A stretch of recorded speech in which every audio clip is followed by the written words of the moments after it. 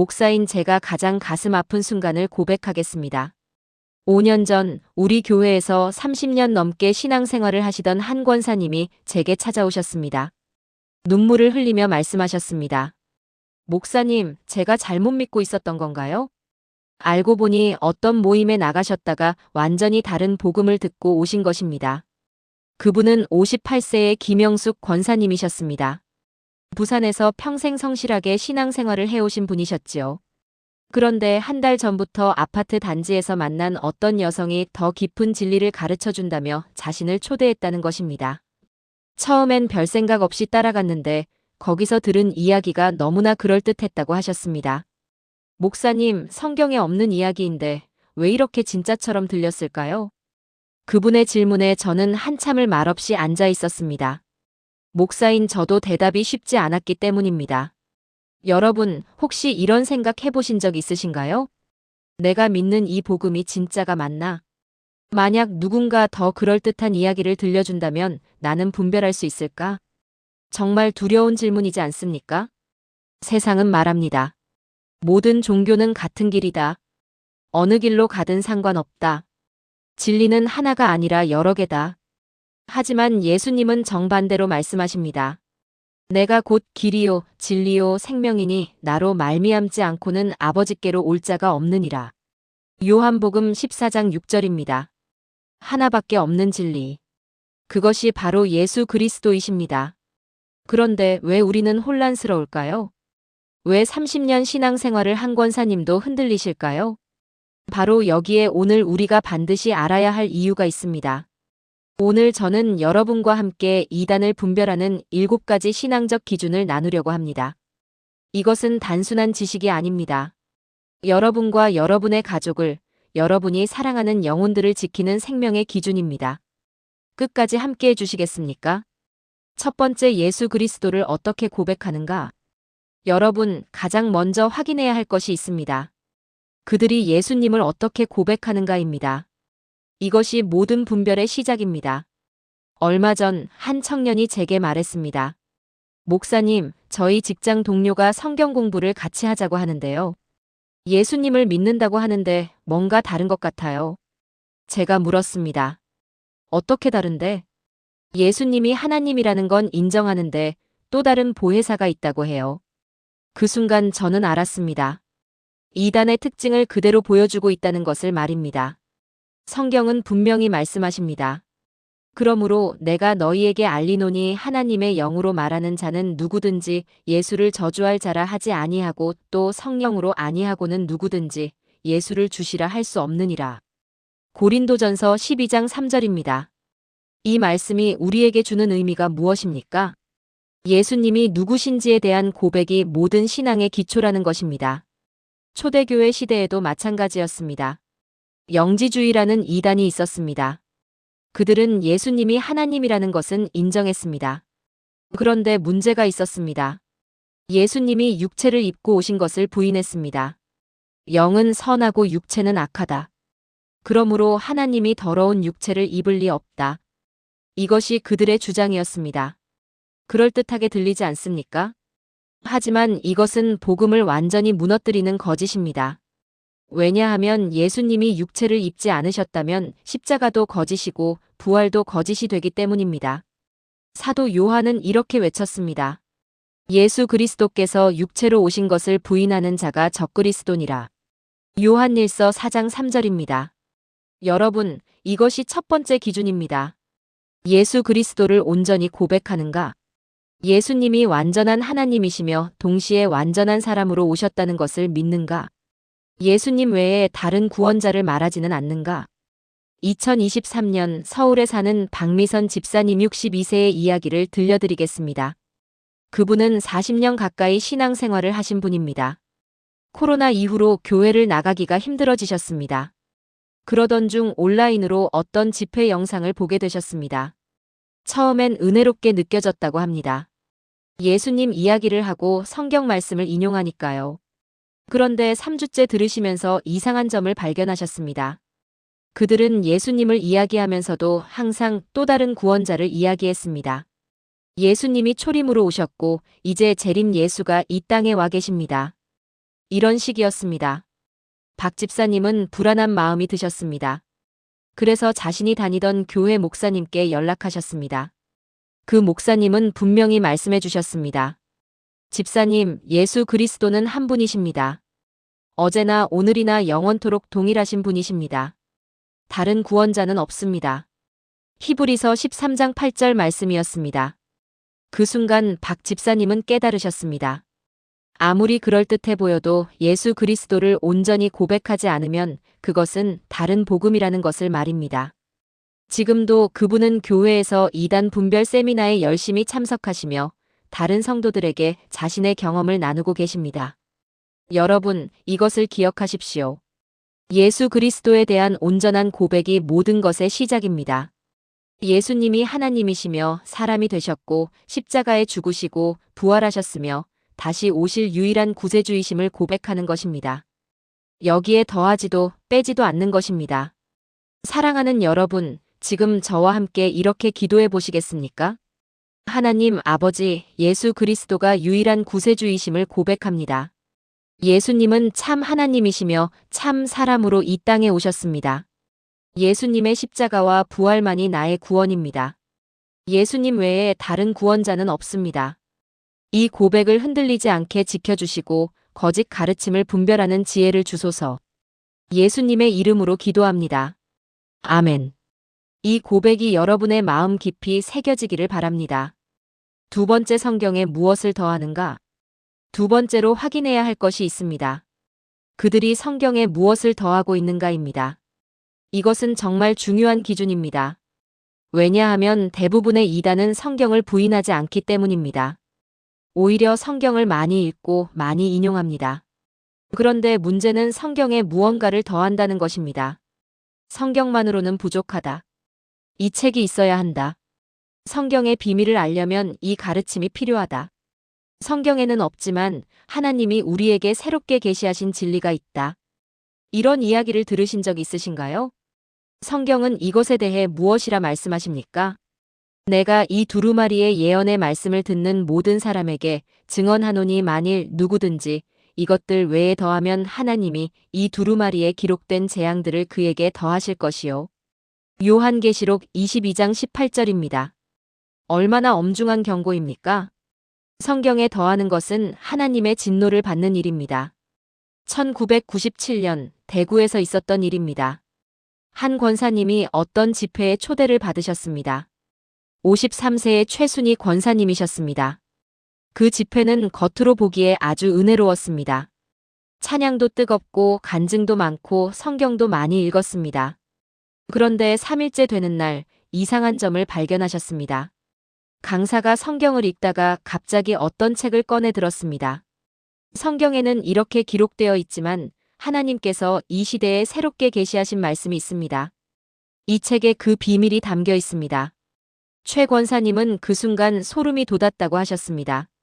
성령님께서 경고하시는 것을 느꼈다는 것입니다.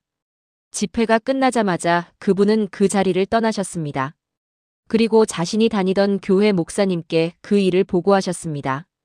목사님은 말씀하셨습니다. 권사님 잘하셨습니다. 성경 66권이 하나님의 완전한 계시입니다. 여기에 더할 것도 뺄 것도 없습니다. 그로부터 2년 후 그 집회를 인도하던 단체가 이단으로 공식 규정되었습니다. 수많은 사람들이 피해를 입었습니다. 하지만 최 권사님은 안전했습니다. 성경에 무엇을 더하는 것을 분별했기 때문입니다. 여러분, 이것을 분명히 아셔야 합니다. 하나님의 말씀은 성경 66권으로 완성되었습니다. 구약 39권, 신약 27권. 이것이 하나님께서 우리에게 주신 완전하고 충분한 계시입니다. 바울은 이렇게 말씀하셨습니다. 모든 성경은 하나님의 감동으로 된 것으로 교훈과 책망과 바르게 함과 의로 교육하기에 유익하니 이는 하나님의 사람으로 온전하게 하며 모든 선한 일을 행할 능력을 갖추게 하려 함이라. 디모데후서 3장 16절에서 17절입니다. 온전하게 합니다. 모든 선한 일을 행할 능력을 갖추게 합니다. 성경만으로 충분하다는 것입니다. 그런데 목사님, 설교 말씀도 하나님의 말씀 아닌가요? 좋은 질문입니다. 설교는 성경을 해석하고 적용하는 것입니다. 성경에 무엇을 더하는 것이 아니라 성경이 말씀하시는 것을 설명하는 것입니다. 하지만 이단은 다릅니다. 그들은 성경에 없는 새로운 계시를 주장합니다. 이것은 성경에 없지만 하나님이 우리에게 주신 새로운 진리다. 이것이 바로 위험한 신호입니다. 2021년 인천의 한 교회에서 일어난 일입니다. 어떤 전도사님이 갑자기 이상한 행동을 하기 시작했습니다. 예배 중에 하나님께서 지금 나에게 새로운 계시를 주셨다며 성경에 없는 내용을 이야기했습니다. 담임 목사님이 즉시 제지했습니다. 전도사님, 성경에 근거가 있습니까? 없습니다. 하지만 하나님께서 직접 제게 말씀하셨습니다. 그렇다면 그것은 하나님의 말씀이 아닙니다. 성경이 하나님의 유일한 말씀입니다. 그 전도사는 결국 교회를 떠났습니다. 그리고 자신의 추종자들을 모아 다른 모임을 만들었습니다. 지금은 이단으로 분류되어 있습니다. 여러분, 성경에 무엇을 더하는 순간 그것은 더 이상 복음이 아닙니다. 다른 복음입니다. 갈라디아서 1장 8절은 이렇게 경고합니다. 그러나 우리나 혹은 하늘로부터 온 천사라도 우리가 너희에게 전한 복음 외에 다른 복음을 전하면 저주를 받을지어다. 천사가 와서 전해도 성경과 다르면 저주를 받는다는 것입니다. 하물며 사람이 전하는 새로운 계시는 어떻겠습니까? 함께 기도하시겠습니까? 하나님 아버지, 성경 66권이 완전하고 충분한 하나님의 말씀임을 고백합니다. 성경에 더하거나 빼는 모든 가르침을 분별하게 하소서. 성경만으로 충분하다는 확신을 주시고 성경의 권위를 흔드는 모든 시도를 물리치게 하소서. 오직 성경의 진리 안에 굳게 서게 하소서. 예수님의 이름으로 기도합니다. 아멘. 성경만으로 충분합니다. 이것을 절대 잊지 마십시오. 세 번째, 구원을 어떻게 가르치는가? 세 번째 기준은 구원에 대한 가르침입니다. 이것은 정말 핵심적인 문제입니다. 구원을 어떻게 얻는가? 이단은 반드시 여기서 성경과 다른 이야기를 합니다. 예수님을 믿는 것만으로는 부족하다. 이것도 해야 하고 저것도 해야 구원받는다. 우리 교회에 나와야 구원받는다. 우리 지도자를 따라야 구원받는다. 이런 이야기를 들어보신 적 있으신가요? 이것은 복음을 완전히 왜곡하는 것입니다. 성경은 분명히 말씀하십니다. 너희는 그 은혜에 의하여 믿음으로 말미암아 구원을 받았으니 이것은 너희에게서 난 것이 아니요 하나님의 선물이라. 행위에서 난 것이 아니니 이는 누구든지 자랑하지 못하게 함이라. 에베소서 2장 8절에서 9절입니다. 은혜로, 믿음으로, 하나님의 선물로 구원받는 것입니다. 우리의 행위가 아닙니다. 이것이 복음의 핵심입니다. 2018년 광주에서 있었던 일입니다. 45세의 이재훈 집사님이 직장 동료의 소개로 어떤 성경 공부 모임에 나가게 되셨습니다. 처음 몇 주는 괜찮았습니다. 성경을 열심히 읽고 토론도 하고 기도도 했습니다. 그런데 4주째 되던 날 리더가 이상한 이야기를 하기 시작했습니다. 예수님을 믿는 것만으로는 부족합니다. 14만 4천 명 안에 들어야 합니다. 그러려면 우리가 가르치는 특별한 진리를 알아야 합니다.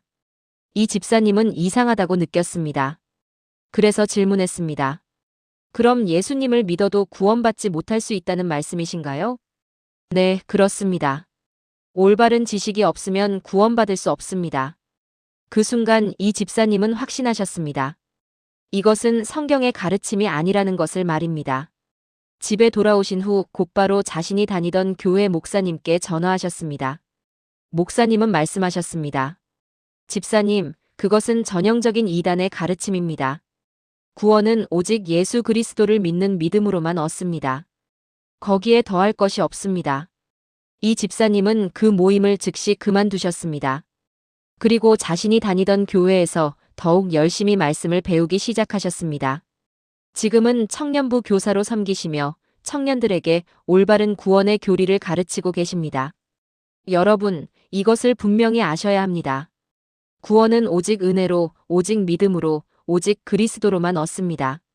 이것을 라틴어로 솔러 gratia, 솔러파이드, solus-christus라고 합니다.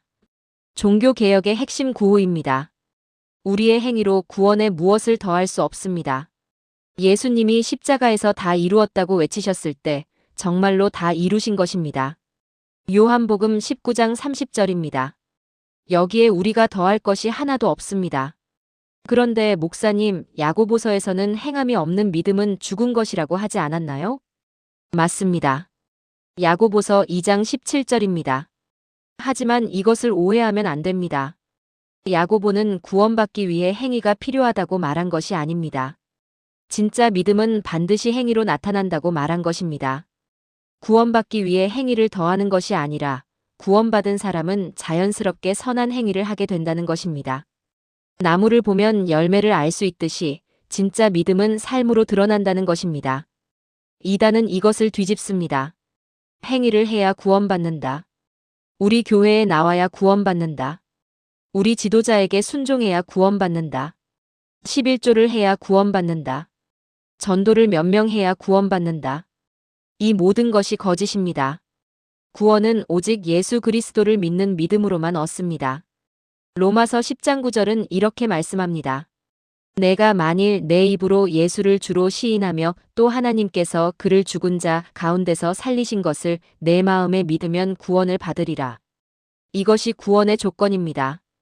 예수님을 주로 시인하고 부활을 믿는 것입니다.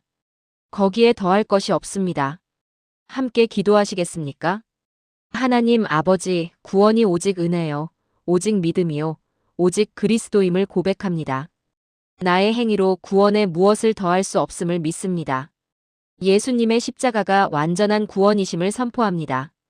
구원에 무엇을 더하려는 모든 거짓 가르침을 분별하게 하시고 오직 믿음으로 구원받는 복음의 진리 안에 굳게 서게 하소서. 예수님의 이름으로 기도합니다. 아멘. 이 복음을 절대 놓치지 마십시오. 네 번째, 교회를 어떻게 이해하는가? 네 번째로 살펴봐야 할 것은 교회에 대한 이해입니다. 이단은 반드시 교회를 왜곡합니다. 우리 교회만 진짜 교회다.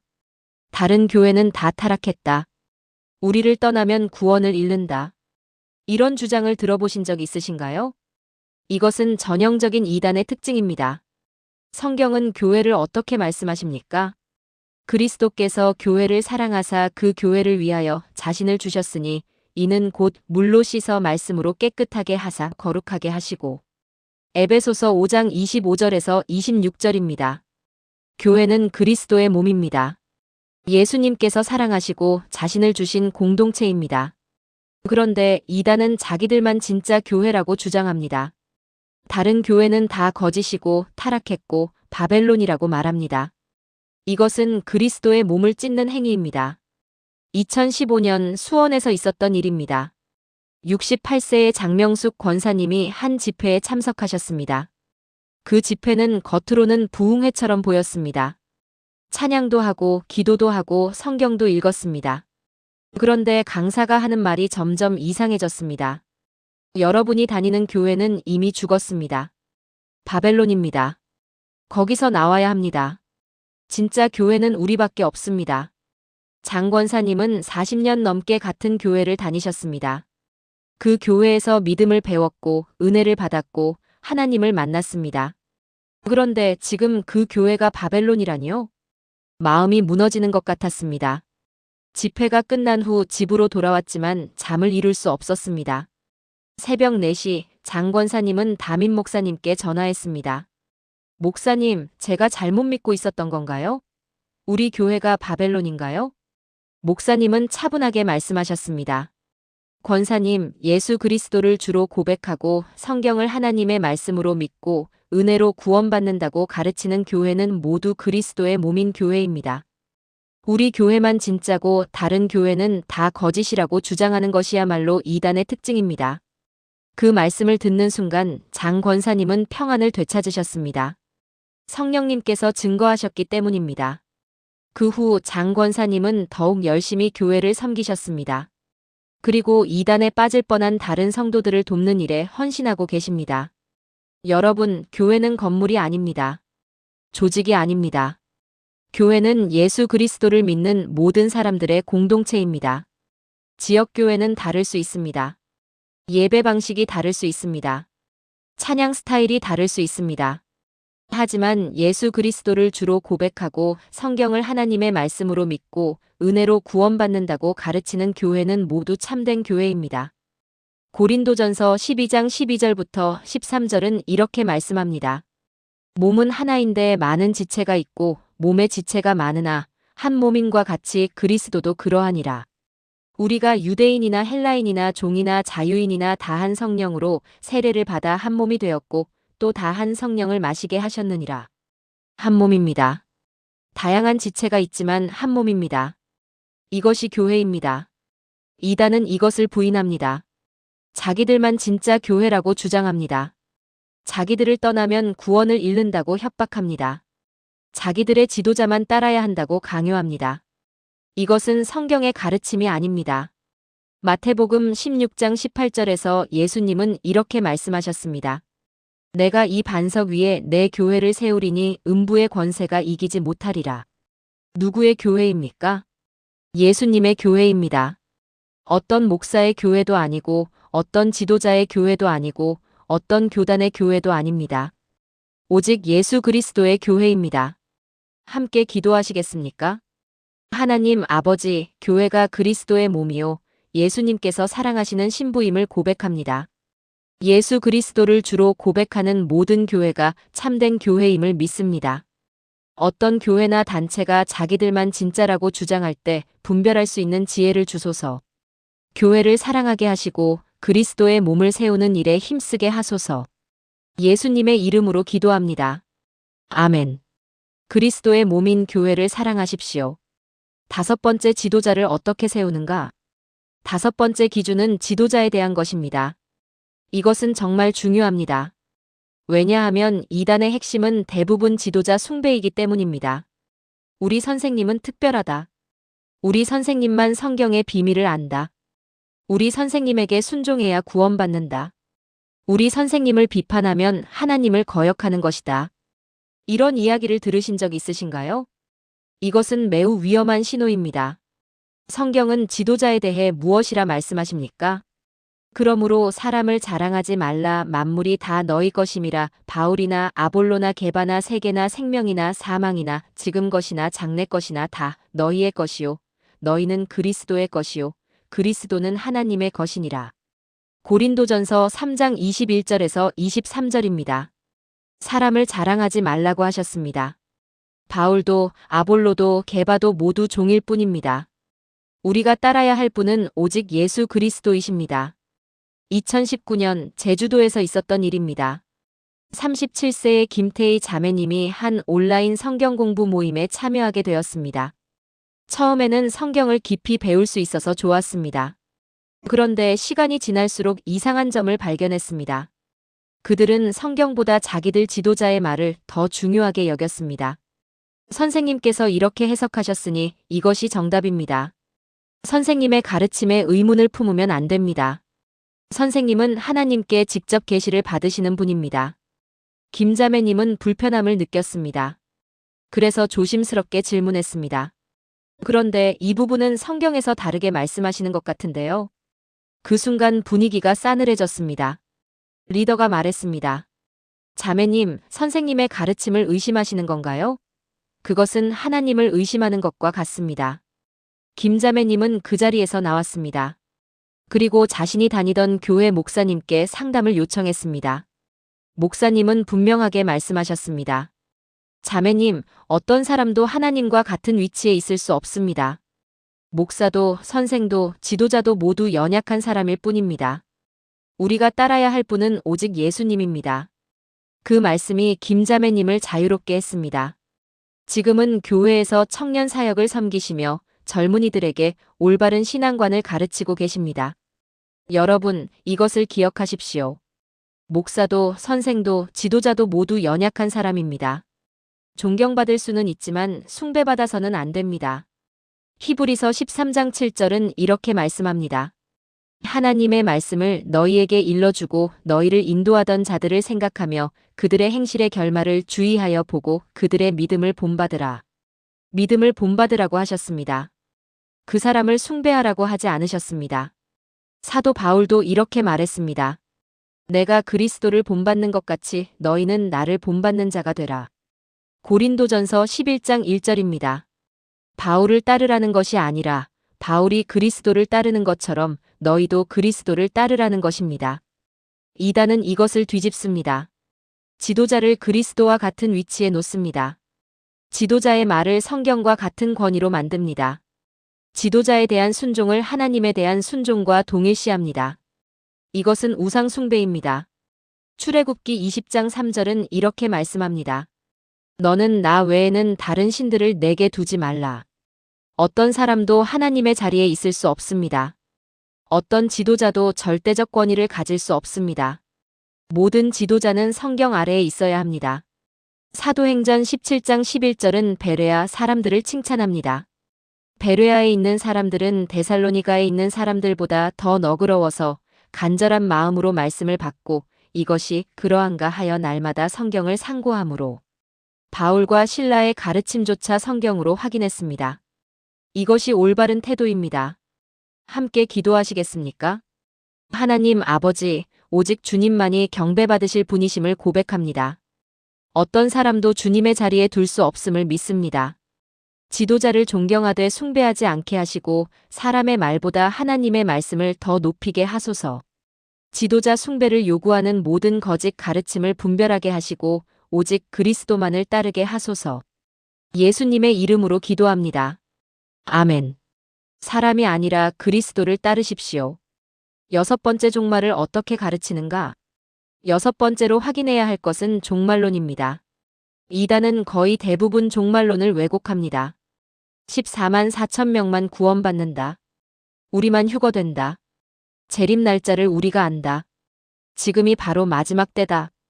이런 주장들을 들어보신 적 있으신가요? 이것들은 모두 성경을 왜곡한 것입니다. 예수님은 재림에 대해 무엇이라 말씀하셨습니까? 그러나 그날과 그때는 아무도 모르나니 하늘의 천사들도 아들도 모르고 오직 아버지만 아시느니라.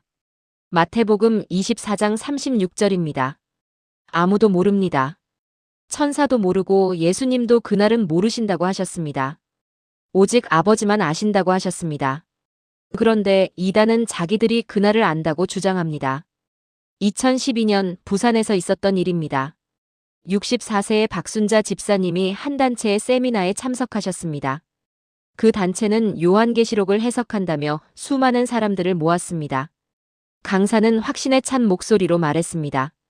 성경의 모든 예언이 지금 이루어지고 있습니다. 14만 4천 명이 이미 인쳐지고 있습니다. 여러분이 이 진리를 배우지 않으면 그 숫자에 들어갈 수 없습니다. 박 집사님은 두려움을 느꼈습니다. 내가 14만 4천 명 안에 못 들어가면 어떡하지? 그래서 더 열심히 그 세미나에 참석했습니다. 가족들이 걱정했지만 듣지 않았습니다. 3개월이 지났습니다.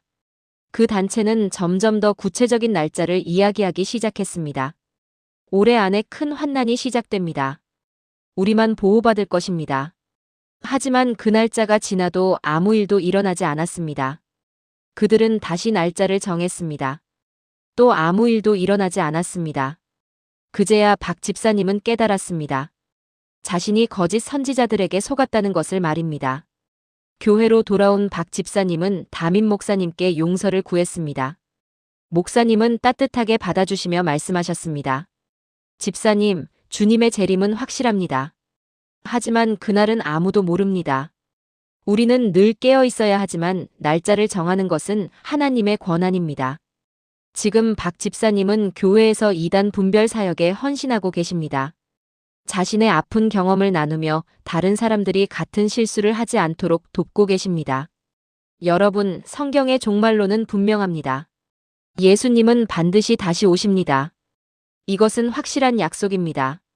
요한복음 14장 3절에서 예수님은 이렇게 약속하셨습니다. 가서 너희를 위하여 곳을 예비하면 내가 다시 와서 너희를 내게로 영접하여 나 있는 곳에 너희도 있게 하리라. 반드시 다시 오십니다. 하지만 그날이 언제인지는 아무도 모릅니다. 베드로후서 3장 10절은 이렇게 말씀합니다. 그러나 주의 날이 도둑같이 오리니 도둑같이 옵니다. 예고 없이 옵니다. 그러므로 우리는 항상 깨어 있어야 합니다. 날짜를 계산하는 것이 아니라 매일 주님을 기다리며 거룩하게 사는 것입니다.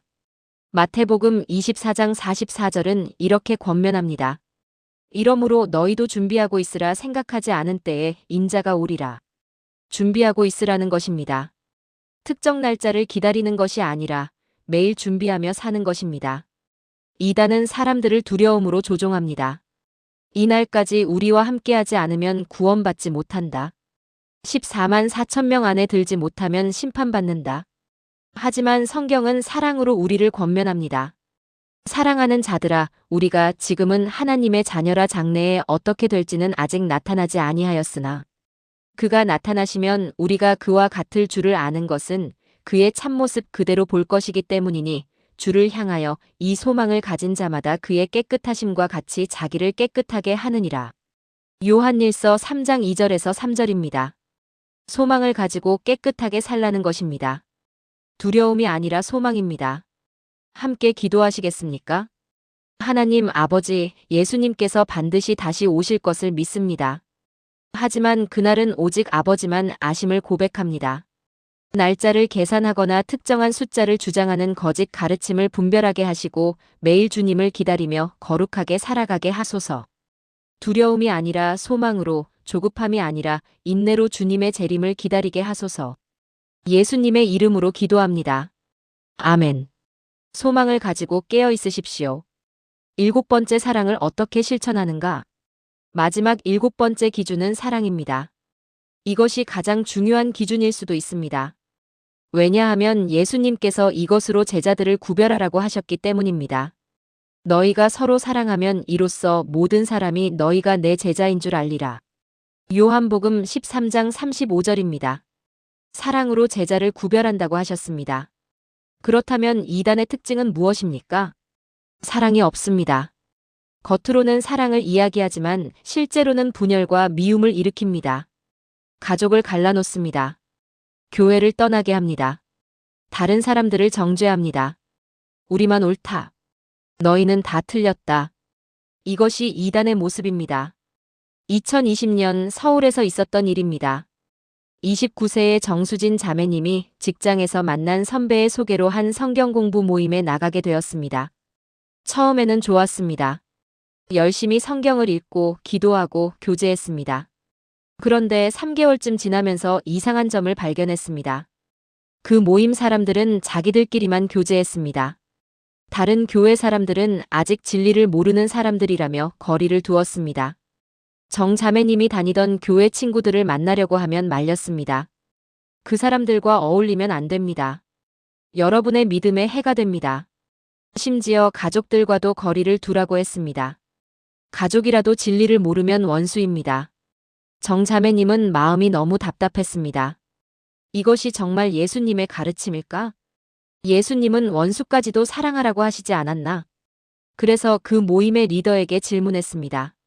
성경은 원수까지도 사랑하라고 하셨는데 왜 우리는 같은 믿음을 가진 다른 교회 사람들과도 교제하지 않나요? 리더는 화를 냈습니다. 자매님은 아직 진리를 모르시는군요. 거짓 교회와 교제하면 우리도 더럽혀집니다. 그 순간 정 자매님은 확신했습니다. 이것은 예수님의 가르침이 아니라는 것을 말입니다. 그날 저녁 정 자매님은 그 모임을 떠났습니다. 그리고 자신이 다니던 교회로 돌아왔습니다. 목사님과 성도들은 따뜻하게 맞아주었습니다. 자매님 잘 돌아오셨습니다. 우리는 언제나 자매님을 위해 기도하고 있었습니다. 정 자매님은 눈물을 흘렸습니다. 이것이 진짜 사랑이라는 것을 느꼈기 때문입니다. 지금 정 자매님은 대학생 선교회에서 섬기고 계십니다. 젊은이들에게 참된 사랑이 무엇인지 가르치고 계십니다. 여러분, 예수님은 이렇게 말씀하셨습니다. 새 계명을 너희에게 주노니 서로 사랑하라. 내가 너희를 사랑한 것 같이 너희도 서로 사랑하라. 요한복음 13장 34절입니다. 서로 사랑하라고 하셨습니다. 우리끼리만 사랑하라고 하지 않으셨습니다. 고린도전서 13장 4절부터 7절은 사랑이 무엇인지 말씀합니다. 사랑은 오래 참고 사랑은 온유하며 시기하지 아니하며 사랑은 자랑하지 아니하며 교만하지 아니하며 무례히 행하지 아니하며 자기의 유익을 구하지 아니하며 성내지 아니하며 악한 것을 생각하지 아니하며 불의를 기뻐하지 아니하며 진리와 함께 기뻐하고 모든 것을 참으며 모든 것을 믿으며 모든 것을 바라며 모든 것을 견디느니라. 이것이 사랑입니다. 이단에는 이런 사랑이 없습니다. 오래 참지 못합니다. 온유하지 못합니다. 자기의 유익을 구합니다. 쉽게 성냅니다. 악한 것을 생각합니다. 불의를 기뻐합니다. 진리가 아니라 자기들의 주장과 함께 기뻐합니다. 로마서 12장 9절부터 10절은 이렇게 권면합니다. 사랑에는 거짓이 없나니 악을 미워하고 선에 속하라. 형제 사랑하기를 온유하게 하며 존경하기를 서로 먼저 하며. 사랑에는 거짓이 없다고 하셨습니다. 진짜 사랑은 행동으로 나타납니다. 말로만 사랑한다고 하는 것이 아니라 실제로 섬기고 희생하고 용서하고 품는 것입니다. 이단은 사랑을 말하지만 실제로는 두려움으로 사람들을 조종합니다. 우리를 떠나면 저주받는다. 우리에게 순종하지 않으면 심판받는다. 하지만 요한일서 4장 18절은 이렇게 말씀합니다. 사랑 안에 두려움이 없고 온전한 사랑이 두려움을 내쫓나니 두려움에는 형벌이 있음이라. 두려워하는 자는 사랑 안에서 온전히 이루지 못하였느니라. 사랑과 두려움은 함께할 수 없습니다. 진짜 복음은 사랑의 복음입니다. 거짓 복음은 두려움의 복음입니다. 여러분이 어떤 가르침을 듣든 어떤 모임에 가든 이것을 확인하십시오. 그들에게 사랑이 있는가? 진짜 사랑이 있는가? 행동으로 나타나는 사랑이 있는가? 가족을 갈라놓지 않는가? 교회를 분열시키지 않는가? 다른 사람들을 정죄하지 않는가? 만약 사랑이 없다면 그것은 그리스도의 가르침이 아닙니다. 함께 기도하시겠습니까? 하나님 아버지, 주님께서 우리를 먼저 사랑하셨음을 고백합니다. 그 사랑으로 우리도 서로 사랑하게 하소서. 사랑을 말하지만 실제로는 분열을 일으키는 거짓 가르침을 분별하게 하시고 진정한 사랑으로 하나 되는 공동체를 이루게 하소서. 두려움이 아니라 사랑으로, 정죄가 아니라 용서로, 분열이 아니라 연합으로 주님의 제자답게 살게 하소서. 예수님의 이름으로 기도합니다. 아멘. 사랑으로 살아가십시오. 지금까지 나눈 7가지 말씀을 하나의 기도로 드리겠습니다. 함께 기도하시겠습니까? 전능하신 하나님 아버지, 오늘 이 시간 이단을 분별하는 7가지 신앙적 기준을 주셔서 감사합니다. 예수 그리스도를 온전히 고백하는 것, 성경 66권이 완전한 계시임을 믿는 것, 오직 은혜로 구원받는 것, 교회가 그리스도의 몸임을 아는 것, 지도자를 숭배하지 않는 것, 종말을 올바로 이해하는 것, 그리고 사랑으로 살아가는 것을 가르쳐 주셔서 감사합니다. 저는 고백합니다. 예수 그리스도는 유일한 구세주이시며 참 하나님이시요 참 사람이십니다. 성경 66권은 하나님의 완전하고 충분한 말씀이며 여기에 더하거나 뺄 수 없습니다. 구원은 오직 은혜요, 오직 믿음이요, 오직 그리스도로만 얻습니다. 교회는 그리스도의 몸이며 예수 그리스도를 주로 고백하는 모든 교회가 참된 교회입니다. 어떤 사람도 하나님의 자리에 둘 수 없으며 오직 그리스도만을 따릅니다. 예수님께서 반드시 다시 오시지만 그날은 오직 아버지만 아시며 저는 매일 깨어 준비하며 살아갑니다. 무엇보다 사랑으로 살아가며 이것으로 주님의 제자임을 나타냅니다. 오늘부터 저와 제 가족이 이 7가지 기준으로 모든 가르침을 분별하게 하소서. 거짓 선지자와 이단의 가르침을 멀리하게 하시고 오직 성경의 진리 안에 굳게 서게 하소서. 제 마음을 지켜주시고 제 가정을 지켜주시고 제가 사랑하는 모든 영혼들을 지켜주소서. 진리를 분별하는 지혜를 주시고 담대하게 진리를 지키는 용기를 주시고 겸손하게 진리를 배우는 마음을 주소서. 흔들리지 않는 믿음으로, 변하지 않는 소망으로, 식지 않는 사랑으로 주님을 섬기게 하소서. 이 모든 것이 주님의 은혜요, 주님의 능력이요, 주님의 보호하심임을 믿고 신뢰하며 의지합니다. 살아계신 예수 그리스도의 이름으로 기도합니다. 아멘. 사랑하는 여러분, 오늘 우리는 이단을 분별하는 7가지 신앙적 기준을 함께 나누었습니다. 첫째, 예수 그리스도를 어떻게 고백하는가를 확인하십시오. 둘째, 성경에 무엇을 더하는가를 살피십시오. 셋째, 구원을 어떻게 가르치는가를 점검하십시오. 넷째, 교회를 어떻게 이해하는가를 분별하십시오. 다섯째, 지도자를 어떻게 세우는가를 관찰하십시오. 여섯째, 종말을 어떻게 가르치는가를 주의하십시오. 일곱째, 사랑을 어떻게 실천하는가를 보십시오. 이 일곱 가지는 단순한 지식이 아닙니다. 여러분과 여러분의 가족을 지키는 영적 무기입니다. 거짓 선지자들은 점점 더 교묘해지고 있습니다. 그들은 성경을 인용하고 예수님을 이야기하고 사랑을 말합니다. 하지만 겉모습만 그럴듯할 뿐 속은 썩은 과일과 같습니다. 여러분은 이제 분별할 수 있습니다. 오늘 배운 7가지 기준으로 모든 가르침을 점검하십시오. 그리고 기억하십시오. 진리는 여러분을 자유롭게 합니다. 요한복음 8장 32절에서 예수님은 이렇게 약속하셨습니다. 진리를 알지니 진리가 너희를 자유롭게 하리라. 거짓은 여러분을 묶지만 진리는 여러분을 자유롭게 합니다. 거짓은 여러분을 두렵게 하지만 진리는 여러분에게 평안을 줍니다. 거짓은 여러분을 갈라놓지만 진리는 여러분을 하나 되게 합니다.